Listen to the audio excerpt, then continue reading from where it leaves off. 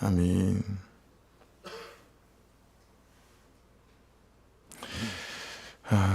네, 소제목 보시면 14절 위에는 큐티책에 물살같이 지나가는 친구라고 잡혀 있고 21절 위에는 아무것도 아닌 친구, 그리고 24절 위에는 항변하는 유혹, 그렇게 잡혀 있죠.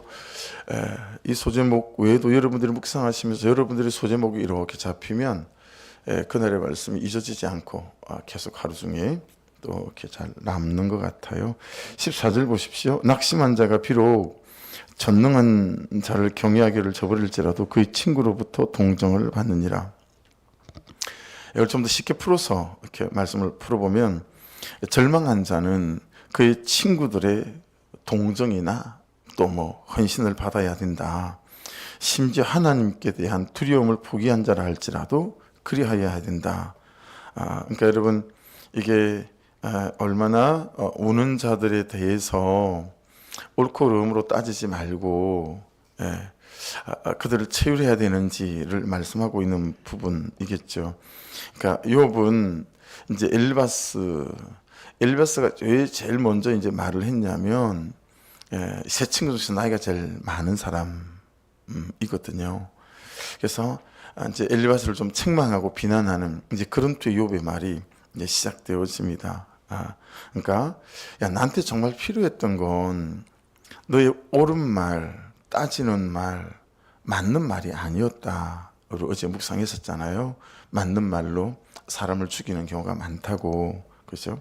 그러니까 야, 나한테는 그냥 같이 울어주는 게 필요하고 같이 함께 해주는 게 필요했는데 야, 네 말에는 정말 그런 거는 1도 없는 것 같다. 이제 이런 표현입니다. 그래서 엘리바스에게 필요해 보이는 건 그런 거 아니겠어요, 그렇죠? 정말 진정한 사랑에서 출발하는 어떤 그런 체휼. 이제 근데 엘리바스는 굉장히 논리적이고 또 그리고 앞뒤를 따져가며 옳고 그름으로 그렇게 욥을 책망하는 이 부분에 대해서 이제 말씀을 하는 거죠. 15절도요. 내 형제들은 겨울과 같이 변덕스럽고 그들은 겨울에 물살같이 지나가느나. 그냥 이 15절을 한마디로 딱 요약하면 무슨 뜻이 되냐면 이 와디 같은 놈들아, 뭐 이런 게 이 와디 같은 놈들. 여러분, 이스라엘의 와디가 뭔지 아시죠? 이제 비가 올 때는 우기에는 이게 강이에요. 아니면 큰 천이든가. 근데 이제 우기가 지나고 건기가 되면 이게 이제 강이 아니고 그냥 또랑물이 또랑물. 그래서 여러분, 요단강마저도요 폴짝 뛰면 건너뛸 수 있을 만한 폭이 있는 그런 데가 건기에는 있는 거예요. 그럼 뭐 강이 아니죠. 근데 강일 때는 막 강폭이 막 100m씩 되고 하는데 건기가 되면 이제 다 스키암이고 이러다 보니까 다 스며드니까 평소에 비가 안 올 때는 물이 위로 잘 흐르지 않는 거죠. 그래서 지금 15절이 겨울과 같이 변덕스럽고, 이 말은 와디 같다, 이렇게 와디 같다. 그들은 겨울에 물살같이 지나가누나. 그래서 비가 올 때는 강이지만 비 안 올 때는 또랑물 같은 거인 거죠. 그러니까 농부한테는 이 와디가 굉장히 무용지물 같은 거예요. 왜냐하면 여러분, 이스라엘 같은 경우에 정말 물이 필요한 그런 이제 건기는 5월 중순부터 10월까지거든요. 근데 이 와디가 메말라 있는 거예요. 비가 안 오니까. 그 반대로 물이 필요 없는 우기가 되어지게 되면 11월부터 다음에 5월까지거든요. 이때는 와디가 막 넘쳐 흐르는 거예요. 이해되시죠? 욥의 친구들이 이와 같다라는 거죠. 야, 나는 어떻게, 너는 어떻게, 내가 정말 너의 사랑과 또 너의 동정과 함께 울어주는 이게 필요할 때는 야, 그런 거 하나도 없이 와디처럼 그냥 따지게나 따지고 야, 이 와디 같은 놈아, 이런 표현이 좀 더 정직한 표현인 것 같아요. 그냥 인정머리 없는 말만 막 해대고 그냥 자기 중심에서 이기적인 자기 말만 막 해대고, 그렇죠? 저 같은 사람이 이런 실수, 목자들이 이런 실수 참 하기 쉽겠죠. 신앙생활 오래 한 사람, 부모가 여러분 이런 입장에 서기 참 쉽겠죠. 신앙을 빌미로 그는 종교적인 지도자들이나 또 부모들이 여러분 참 이러기 십상이에요. 우리는 무조건 아이들한테는 맞는 말, 옳은 말, 가르치려고 하는 말만 하잖아요. 그러니까 어제 우리 딸 졸업식이었는데 막내까지 이제 졸업해서 이제 미성년자가 없었어요, 저희 집에. 근데 뭐 학교를 계속 떨어지고 있으니까, 그래서 이제 내심 마음은 저도 여러분께 떨어져 본 경험들이 있어서, 그게 제 인생에는 그때 안 떨어져 봤으면 어떻겠나, 정말 그때 잘 떨어졌다, 병든 열심히 있는 사람으로 바뀌긴 했으나 그때 떨어지고 난 뒤로 제가 제 인생을 분초도 낭비해봤던 적이 없는 것 같아요. 그냥 목숨 걸고 열심히 살았던 것 같아요. 한번 떨어져 봐가지고 정말 굵은 눈물을 흘려봤기 때문에 그 뒤로 열심히 살아야 되는 거구나, 이제 그러고 열심히는 어쨌든 살은 것 같아요. 이게 병든 열심이라 문제긴 하고 상한 열망이라 문제긴 하지만, 근데 좀 그랬으면 좋겠는데 그냥 운이 좋아서 붙었어 걔는, 뭐 이런 식으로 이렇게 한두 마디 흘리는 걸 들으면서 너무너무 한마디 하고 싶은 거죠. 야, 그게 운이 아니고 그게 실력이야, 열심히 해서 붙은 거지. 너무너무 이 말을 하고 싶은 거예요. 근데 욥기를 지나가고 있잖아요. 그러니까 한참 깊이 좀 잘 쉬고 놀고 그런 후에 충분히 좀 위로가 될 만한 시간들이 지난 뒤에 어떤 하나님이 기회를 주시면 좀 같이 나눠야 되겠다, 뭐 이런 적용점이 그냥 생기더라고요. 그래서 여러분, 지금 오늘 말씀은 너 혹시 와디 같은 사람 아니니? 라고 얘기하는 거예요. 정말 그에게 필요한 게 뭔지도 모르고 그냥 네 중심에서 네 생만 가지고 따지고 옳고 그러니 이런 부모 아니니? 혹시 이런 남편으로, 이런 아버지로, 또 이런 아내로 이렇게 목장 안에서 서 있는 건 아니니? 라고 우리에게 물어보는 거죠. 그래서 오늘 새벽 묵상하면서 욥기서는 목장서다, 이런 생각했어요. 또 대인관계서다, 뭐 이런 거. 정말 공동체 안에서, 목장 안에서 이 욥기 말씀이 잘 우리에게 깨달아지면 사람 살릴 수 있는 그런 충분한 은혜와 말씀이 있겠다, 이제 그런 생각이 들었어요. 16절 17절 한번 보십시오. 얼음이 녹으면 물이 검어지며 눈이에요. 눈이 아니고 눈이 그 속에 감추어질지라도 따뜻하면 마르고 더우면 그 자리에 싸서 없어지나니. 여러분, 이 요단강 있죠. 이게 이제 제일 끝에 올라가면 헬몬산이 있어요. 헬몬산은 만년설이거든요. 그 눈이 녹아서 이렇게 내려오는 건데, 중동 3차 전쟁을 이스라엘이 하기 전까지는 이 헬몬산이 전부 다 시리아 거였었어요. 근데 마침 중동 전쟁이 이제 터지니까 요참이, 그리고 골란공원을 이제 되찾아오고, 그리고 이 헬몬산에 물이 흘러내리는 3% 정도만 이스라엘이 딱 정복을 했어요. 그래서 헬몬산에 물이 흘러내리는 부분, 이 부분은 이제 이스라엘이 딱 보호를 하고 있는 거죠. 그래서 베트남이다 이쪽으로 흐르는 메콩강이며 여러분 많은 강을 줄기가 중국의 특히 이제 네팔 쪽에서 시작을 한다라는 거죠. 그래서 그걸 전부 다 중국에 다 두드려 잡고 댐을 만들어서 물로 통제를 하잖아요. 지금은 베트남 있는데 중국에서 댐 닫아버리면요, 강에 물이 안 올라 농사를 못 지어요. 그래서 그 물 때문에 중국에 꼼짝을 못하는 이제 그런 상황이거든요. 동아시아 쪽에 여러 나라가 그런 것처럼 이 헬몬산에서 내려오는 물이 이제 요단강의 줄기가 된단 말이에요. 근데 눈이 녹는 거니까, 이게 눈이 녹아서 물이 오면서 또 얼음이 되면 또 그 위에 눈이 녹고 이제 이러면서 봄이 돼서 이게 녹잖아요. 그러면 이 눈 속에 막 이제 뭐 얼음 조각도 섞이고 흙도 섞이고 잡초도 섞이고, 그러면서 여러분 이게 처음에는 물이 시커먼 물이 흘러내려온다 합니다.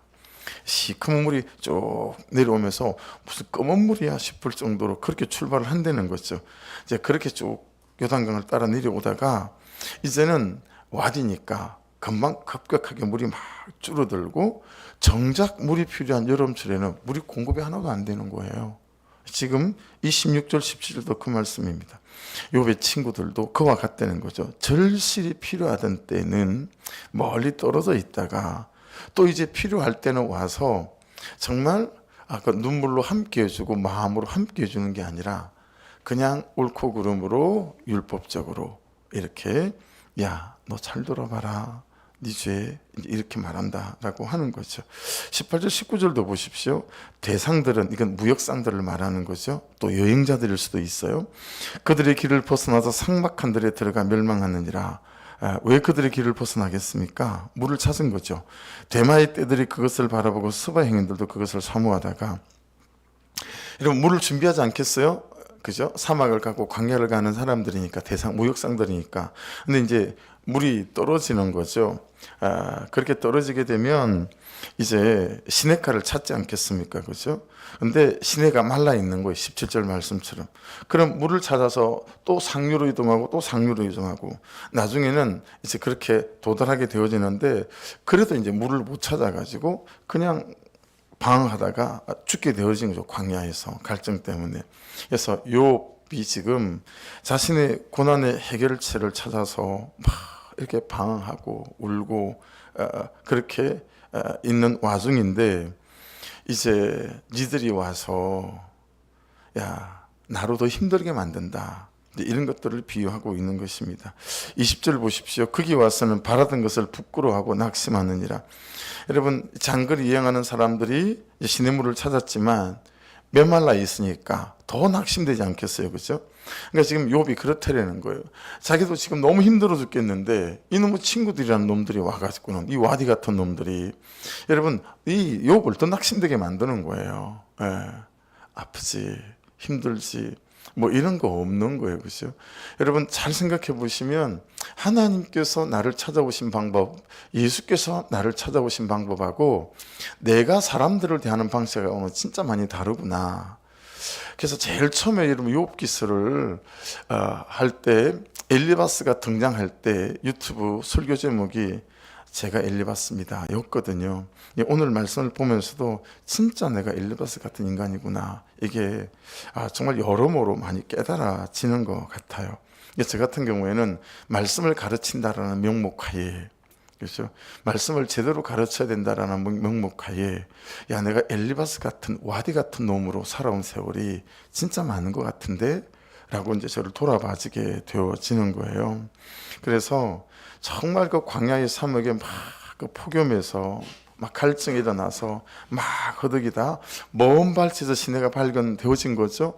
근데 여러분 막 찾아갔는데, 여러분 사막에서 오아시스 발견해서 막 찾아갔는데 그게 신기루 일대에, 그때 여러분 마음이 얼마나 더 낙심되잖아요. 그렇죠?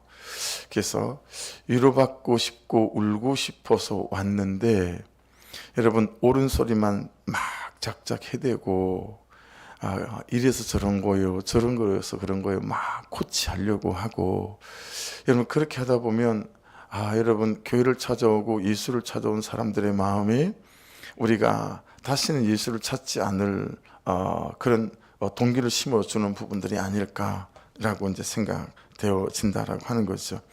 그래서 많은 사람이 정답을 찾는 게 아니잖아요. 근데 우리는 항상 정답을 들고 있는 것 같아요. 근데 예수께서 가지신 정답은 뭐죠? 십자가를 지는 게 정답이었어요. 십자가에서 죽는 게 정답이었어요. 그렇죠? 근데 우리는 그 정답을 내가 살지 않아요. 그 정답을 내가 살지 않고 자꾸 다른 사람에게 율법적으로 다른 정답을 강요하는 거예요. 예수님이 말씀하신 정답은 내가 죽는 거였어요. 인카네이션, 성육신 하는 거예요. 하나님인데 인간으로 오는 거예요. 그 사람 입장까지 내려가는 거. 근데 너무 정답을 들고 사람을 불편하게 만들고 힘들게 만드는 게 참 내 모습이고 우리 모습 아닐까. 그렇죠? 그래서 정답을 말하고 정답을 찾아가고, 그것이 욥 기서의 의도가 아니다라는 겁니다. 그래서 지금 욥의 입장에서 본다면, 우리가 욥이라고 본다면, 너 봐라, 친구 하지. 남편에게도 못하는 말 그 친구에게 할 수 있고, 그래서 친구 하는데 너 봐라, 너 찾아온 이 욥의 새 친구들 쳐다봐라. 이러면서 여러분 우리에게 주시는 하나님의 음성이 어떤 거죠? 그리스도를 찾아가는 거라는 거예요. 욥기서의 의도가 그거예요.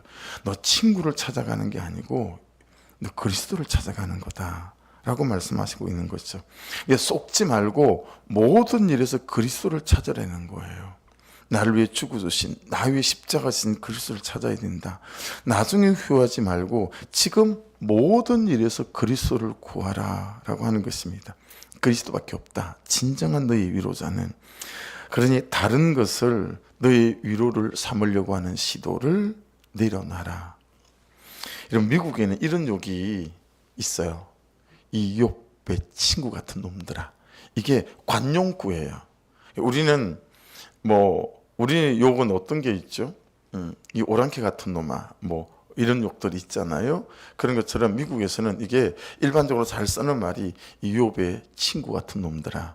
이런 말을 욕으로 쓴다라는 거예요. 영어권에서는 이런 욥의 친구 같은 놈들. 이게 영어권에서는 욕이라고 해요. 근데 여러분, 이런 욥의 친구 같은 놈들이 많아요, 우리한테. 예. 돈이 이런 욥의 친구 같은 놈들이라는 사실 우리는 인정을 잘 하지 않잖아요. 우리는 여러분 계속 돈을 찾아가잖아요. 돈이 정답이다. 자꾸 돈을 추구하고 돈을 찾아가잖아요. 근데 그게 아니라는 거예요. 이 돈이 욥의 친구 같은 놈들이라는 거죠. 행복이 이는 욥의 친구 같은 놈들이라는 사실을 인정하지 않죠. 인생의 목적은 행복이 아니라 거룩이다. 결혼의 목적은 행복이 아니라 거룩이다. 이런 말이 괜히 나온 게 아니고요. 어쩌면 욥기의 주제 같은 결론이에요. 예. 인생의 목적은 행복이 아니라 거룩이다. 욥기의 주제 같아요. 이게 결론 같아요. 진짜 남편의 사랑 또는 어떤 누구의 동정 전부 욥의 친구 같은 놈들인 거예요. 근데 일생 남편의 사랑을 갈구하다가, 그렇죠? 아내의 존경을 갈구하다가, 아내의 인정을 갈구하다가 인생이 종치는 거죠. 여러분, 이거 전부 다 욥의 친구 같은 놈들이라는 거예요. 거기에 진짜 우리의 위로가 없고, 거기에 진짜 우리의 그게 없다라는 거예요. 그러니 야, 너는 그리스도를 찾아야 된다. 이게 욥기스가 향하고 있는 방향 같아요. 이 세 친구를 보고 잘 깨달으라는 거예요. 그래서 오늘은 참 공동체적인 적용으로 그런 리스트를 한번 만들어 봐도 괜찮겠다. 어떤 거죠? 나에게 있어서 이런 욥의 친구 같은 놈들은 어떤 게 있지? 라는 거죠. 나에게 있어서 이런 욥의 친구 같은 놈들은 어떤 게 있나? 말 잘 듣는 자녀들. 여러분, 이거 욥의 친구 같은 놈들 될 수 있지 않을까요? 우리 일생 그걸 원하잖아요. 말 잘 듣는 자녀. 그죠? 근데 우리가 그렇게 말 잘 듣는 자녀가 아니었잖아요. 그렇죠? 근데도 잘 살아내고 있잖아요. 이렇게 하나님 안에서. 그렇죠? 근데 큰일이 난 것처럼 그렇게 우리가 안절부절 못 하잖아요. 그렇죠? 그래서 여러분, 이런 욥의 친구 같은 놈들 리스트를 좀 만들어서 찾아보게 되면, 야, 내가 정말 이런 것들을 의지하고 있고 여기에 내 마음을 너무 많이 뺏기고 있구나. 야, 이것에 너무 내 감정이 많이 상하고 있구나. 이게 좀 여러분 일목요연하게 보일 수 있을 것 같아요. 그래서 여러분, 이런 욥의 친구 같은 놈들에게 너무 내 마음을 빼앗겨서 낙심하거나 또 그것이 없다고 해서 너무 절망하거나 그러지 마시고, 여러분, 내 모든 인생의 물꼬들이 그리스도를 향할 수 있기를 주의 이름으로 축복합니다. 네, 그것이 오늘 말씀에서도 우리가 잘 깨달아야 될 부분인 것 같아요. 21절 보십시오. 이제 너희는 아무것도 아니로구나. 너희가 두려운 일을 본즉 겁내는구나. 이게 이제 무슨 의미냐면, 이 세 친구가 욥의 재앙을 보면서 철저히 뭘로 생각했어요? 하나님의 형벌로 생각했다라고 하는 거죠. 그러니까 욥은 죄인이고 그 죄값으로 지금 재앙을 겪고 있는 것처럼 보았다라고 하는 거죠. 여러분, 근데 이거 우리가 굉장히 많이 가지고 있는 시선이에요.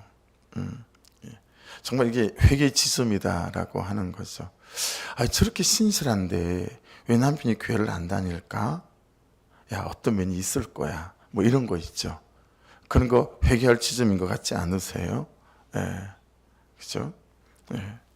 여러분, 14절에서 욥이 밝힌 것처럼요, 친구들이 보여야 될 참 그런 합당한 행위는 고난에 처한 자, 심지어 욥이 하나님을 떠난 죄인이라고 할지라도 참 그 욥과 함께 울어주는, 힘들지 아프지 이런 것이야 되어지는데, 계속 옳고 그름으로 정죄하고 판단하는 것 아니겠습니까? 그래서 이제 여기서 여러분, 우리의 모습, 제 모습이 보이는 게 한 가지가 발견이 되는 거 있죠. 이 참 진짜 악하고 치사하고 더럽고 추하고 막 이런 부분인데 이런 거예요. 지금 이 21절은 친구들이 와서 딱 보니까 이게 범상치 않은 거예요. 자기들이 생각했던 것보다 너무 그냥 세상에 7명의 아들과 딸 셋이 다 죽었고 모든 재산은 다 없어졌고 거지가 됐고 몸엔 종기가 나가지고 기왓장으로 몸을 긁고 있고 욥인지 알긴 알겠는데 막 엉망이 돼 있었잖아요. 처음에 딱 만났을 때. 그걸 보면서 여러분 어떤 생각하는 거죠? 처음에 딱 봤을 때 겉으로 봤을 때 그냥 뭐 무난해 보였던 사람 이래는 거죠. 근데 여러분 그 사람과 대화를 나눠보고 그 사람과 몇 번을 만나보니까 어떤 거죠? 야, 이 사람 같이 하기가 상종하기가 참 어려운 사람이겠는데 라고 판단이 딱 서지 않아요. 그죠? 그러면 그때부터 우리가 어떻게 합니까? 완전 나쁘게 생각하고 판단해서 야, 이 사람랑 같이 못 놀겠다. 그리고 분리를 시키는 거예요. 나는 도대체 얼마나 괜찮다고 생각하는 걸까요? 이 죄인을 보고 저 죄인과 나는 함께 할 수 없는 의인이다. 여러분 이게 정말 제 안에 있던데요. 악함이. 여러분은 그러지 않으세요? 그래서 제가 다시 제가 목사님들 모임을 거의 가는 데가 없습니다. 기도 모임 한다 그러면 가지만 그냥 만나서 족구하고 또 족구 끝나고 나면 또 이렇게 사우나 가고 이거 한 달에 한두 번 하는 거거든요. 목사님들이 스트레스를 해소할 데가 없잖아요. 그러니까 같은 목사님들끼리 모여서 충분히 그럴 수 있지 않겠어요? 근데 제가 너무 의로운 거예요. 제가 이 죄인인 제가 그 목사님들보다 훨씬 죄인인 제가 너무 어려워가지고 목사가 시간을 이렇게 쓰면 어떡해? 뭐 하는 짓이야 이게? 그리고 여러분 그냥 일절 가본 적이 없는 거예요. 안 가요. 그게 의로워가지고 기도 모임 한다 그러면 안 빠지고 가죠. 여러분 제가 정말 욥기에서 나오는 엘리바스가 제가 맞구나. 여러분 그렇게 우리는 사람을 분리시키죠. 그래서 그 사람하고는 안 시키려고 하죠. 이게 얼마나 악한 죄인임을 이 새벽에 저와 여러분이 잘 봐야 될 것 같아요. 그 사람들과 같이 못 놀겠다라고 분리시켜서 죄인인 내가 그죠? 죄인인 줄 모르고 죄인인 나를 의로운 사람인 것처럼 취급해서 자꾸 하나님이 사랑하는 그 사람들을 분리시켜서 그들과 함께 있지 않으려고 하는 이 악함, 이게 오늘 정말 여러분 우리가 나를 볼 수 있는 눈이 있어야 되겠다라고 깨닫습니다. 그래서 욥의 친구들이 모르는 게 두 가지가 있는 것 같아요. 그래서 그는 여기다 소제목을 또 하나를 달았는데 욥의 친구들이 정말 모르는 게 두 가지가 있는 것 같다. 첫째, 내가 얼마나 큰 은혜를 받았는지를 몰라요. 내가 얼마나 큰 은혜를 받았는지. 그 얘기는 내가 얼마나 죄인인지를 모른다는 얘기예요. 우리가 너무 의로운 척 하는 것 같아요. 너무 잘 사는 척 하는 것 같아요. 정말 이런 표현 써서 죄송합니다. 정말 개뿔도 없으면서. 두 번째 뭐예요?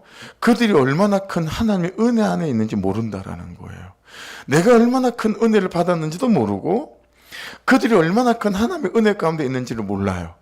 그리고 계속 얄팍한 내 어떤 지식과 내 삶으로 판단하고 정죄해서 상종 못할 인간. 교회에서 있는 일 비일비재하지 않습니까?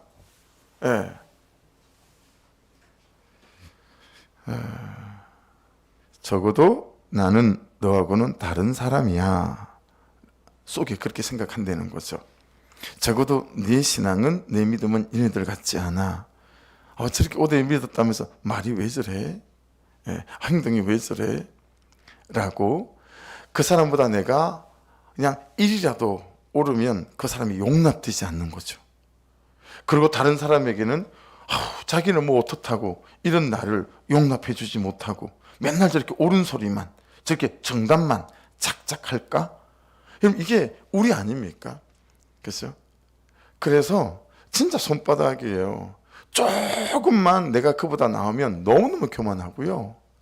그와 비교해서 내가 조금이라도 그 사람만 못하다 싶으면 너무너무 열등감에 빠지고, 이 교만과 열등감, 이걸로 그냥 우리는 맨날 프라이팬에 나를 얹어놓고 지지고 볶고 괴롭고 힘들어한다라고 하는 것들을 알 수 있습니다.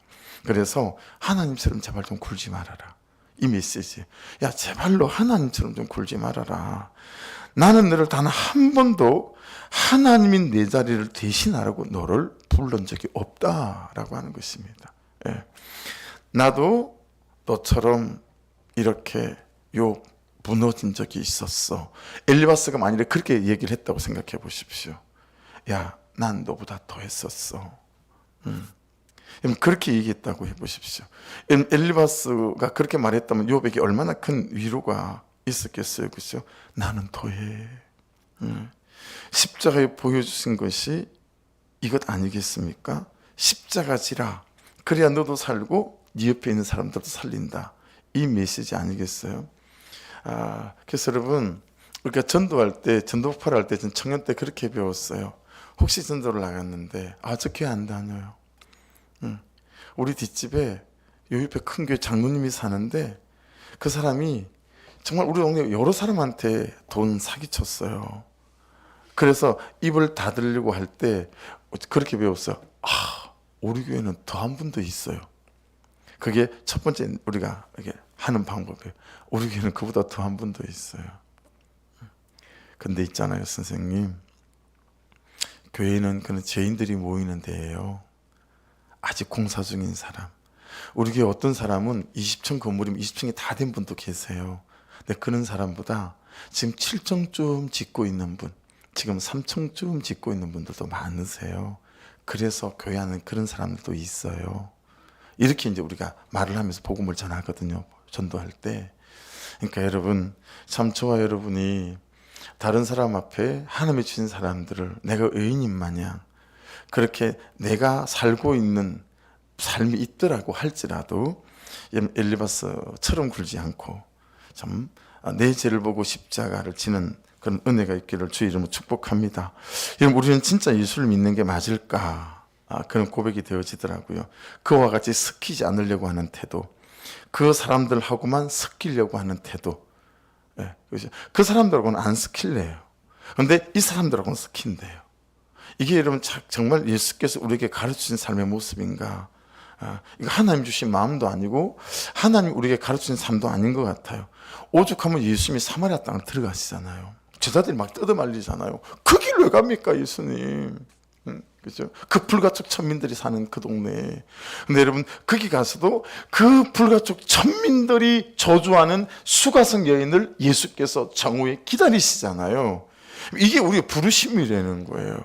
아무도 상정 못할 것 같은 참 진짜 지랄맞은 태도와 성품을 갖고 있는 그 사람들에게 하나님께서는 우리를 부르셨다라고 하는 것을 깨닫게 되니, 야, 이거 참 내가 잘못 산다, 회개 지점이 되고, 하나님, 제가 그런 분량에 이 사람이 참 못 되는데 은혜를 부어주셔서 하나님 그런 사람들과 함께 웃고 또 웃을 수 있도록, 울 수 있도록 도와주십시오. 그래서 여러분, 에베소서 2장 8절 우리가 잘 붙잡고 있는 말씀처럼 너희가 그 은혜를 인하여 믿음으로 말미암아 구원을 얻었나니 이것은 너희에게서 난 것이 아니요 하나님의 선물이다. 행위에서 난 것이 아니 이건 누구든지 자랑지 못하게 하려 함이다 라고 하신 이 말씀처럼 우리가 그냥 그 은혜를 믿음으로 말미암아 구원을 받은 존재고 다른 사람들 또한 마찬가지다 라고 하는 거죠. 그래서 여러분, 루트가 종교개혁을 일으킬 때 이 로마서 1장 16절 이신칭이 오직 믿음으로 말미암아 구원을 받는다, 이거 붙잡은 것 아니겠습니까? 그렇죠?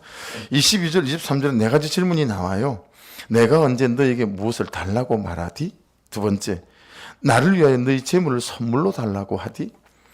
세 번째 23절, 내가 언제 말하기를 원수의 손에서 나를 구원하라고 하더냐? 네 번째, 폭군의 손에서 나를 구원하라 하느냐? 야, 나에게 필요한 건 그냥 너의 마음이야. 나와 함께 해주는. 야, 나에게 필요한 건 그냥 나를 긍휼히 여겨주는 너의 그 사랑이야. 야, 내가 그거 필요한 것밖에 없어. 내가 언제 너한테 돈을 구워달라 그랬니? 내가 언제 너에게 이 재산을 복구시켜달라 그랬니? 뭐 이런 뉘앙스인 거죠. 여러분, 나에게 필요한 것도 그에게 필요한 것도 은혜고 사랑이고요. 그를 따지지도 않고 묻지도 않는 그냥 존재적인 사랑으로 여러분 사랑하는 거. 그러니까 사람을 변화시키는 기술, 방법은 많아도요, 사람을 살려내는 기술은 존재적 사랑밖에 없는 것 같아요. 그래서 여러분, 우리 사람을 변화시키려고 하면 실패합니다. 근데 존재적으로 사랑하면 여러분, 그 사람이 변화되어집니다. 할렐루야. 참 안 되고 어렵지만 우리 기도하면서 하나님, 그를 바꾸고 변화시키려고 하는 시도는 아야 포기하고 내려놓게 하시고 그냥 있는 모습 그대로 존재적으로 사랑할 수 있는 사람 되게 도와주셔서 그냥 하나님께서 그를 바꾸시고 변화시키는 은혜를 경험하게 도와주시옵소서. 우리 자녀들에 대해서도, 남편과 아내에 대해서 여러분 막 따지고 찌지고 볶고 가르치려고 하지 마시고 그냥 존재적으로 사랑하기로 결정해보는 거예요. 안 되죠. 내가 그런 수준이 안 되니까. 그래서 은혜를 구하면서 존재적으로 사랑해가면서 여러분, 사람들이 살아나는 것들을 여러분 보는 그런 저와 여러분의 인생이 될 수 있기를 주의 이름으로 축복합니다. 24절과 마지막까지도 이제 항변하는 욥으로 되어 있잖아요. 예, 그런 말도 다 그런 것입니다. 그게 이제 한 가지, 26절을 보시면 너희가 남의 말을 꾸짖을 생각을 하나 실망한 자의 말은 바람에 날아가느니라. 그러니까 여러분, 그런 거예요. 개척해가지고 너무 힘이 들어 죽겠는데 친구들이 이제 왔어요. 제 친구들이. 그래서 제가, 야, 하나님이 이럴 수 있냐? 야, 하나님 맞냐? 야, 하나님 없어. 제가 그런 거죠. 그게 제 진심이 아니잖아요. 그랬더니 이 친구가 그걸 교단에다 고발을 한 거예요. 남기훈 목사, 그거 이런 말을 하면서 목회하고 있는데 그 목사도 아니다. 실제로 없었던 일이죠. 제가 이제 그렇게 예를 들어 보는 거예요. 여러분, 지금 3장에서 막 하나님께 탄원하잖아요. 여러분, 그게 욥의 진심이 아니란 말이에요. 그렇죠? 힘드니까, 어려우니까 그런 말을 한 거예요. 우리 그러잖아요. 남편 욕할 때 여러분 막, 야, 네 남편 진짜 사람도 아니도 개다. 그러면 여러분 화내잖아, 우리가. 야, 어떻게 그래도 내 남편을 그렇게 말할 수 있니? 어느 장단에다 뭐 말을 맞추라고 그러는 건지, 이런 말 우리 우스갯소리 좀 할 때가 있잖아요. 그러니까 여러분, 욥이 정말 하나님이 그래서 그런 게 아니라 그냥 힘들고 괴로우니까 고백한 거잖아요. 그러면 우리가 어떻게 해야 되는 거죠? 그런데 그러지 않고, 야, 너 인마 어떻게 그런 말을 할 수 있는 거야? 이러면서 여러분 꼬투리를 잡고, 그죠? 막 죄를 따지고 이러는 거죠. 진짜 강단에서 목사가, 여러분, 우리끼리 할 말이 아니지만 여러분, 세상 친구들 같으면 어떡합니까? 그럴 때, 야, 막걸리 한잔 하러 가자. 그러면 해결이 돼요. 예수 안 믿는 사람들은. 야, 소주 한잔 하자. 그리고 포장마차 가가지고요, 그냥 순대볶음 하나 시켜놓고 소주 한잔 하면 너무 위로를 받는 거예요. 근데 여러분, 우리 교회 안에, 목장 안에 이런 게 없는 거예요. 이런 게 없는 거예요. 이런 게 없는. 그래서 여러분, 참 따지지도 말고 묻지도 말고 그냥 그가 울면 함께 아무 조건 없이 울어주는 이런 위로, 그렇죠? 이런 성육신, 이런 것들이 있어서 그냥 가장 힘들 때 여러분을 찾을 수 있고 저를 찾을 수 있는, 하나님 그런 사람 될 수 있도록 은혜를 부어 주시옵소서. 잘 알아서 아니고 대단한 뭐 해결책을 제시해서가 아니고 그냥 그 사람은 만나면 같이 울어주니까, 그냥 난도 그래 라고 해주니까, 이런 은혜가 저와 여러분에게 될 수 있기를 주의 이름으로 축복합니다. 기도하겠습니다. 말씀 붙잡고, 하나님 참 그리스도를 향하고 그리스도를 찾는 은혜가 있게 도와주시고 정말 존재적으로 그를 사랑하고 위로할 수 있는 사람으로 세워져가는 은혜가 있게 하여 주옵소서. 우리 주여 한번 부르고 기도하시고, 이번 명절에도 우리 교회 공동체 식구들이 정말 십자가 지는 사람들 되게 도와주셔서 입 꾹 닫고, 얼굴은 환하게 웃고, 입 꾹 닫고 얼굴은 환하게 웃으면서 정말 나도 살리고 가정을 살릴 수 있는 그런 한 사람 한 사람으로 세워지게 도와주십시오. 정말 십자가 지고 십자가에 죽는 이 적용이 오늘 말씀처럼 그냥 같이 울어주는 그런 한 사람 한 사람 되게 하여 주셔서 아버지 다 가족들 살리고 돌아오는 공동체 식구들 다 되게 해달라고 또 충분 부탁합니다. 우리 주여 한 번으로 같이 기도하십시다. 주여.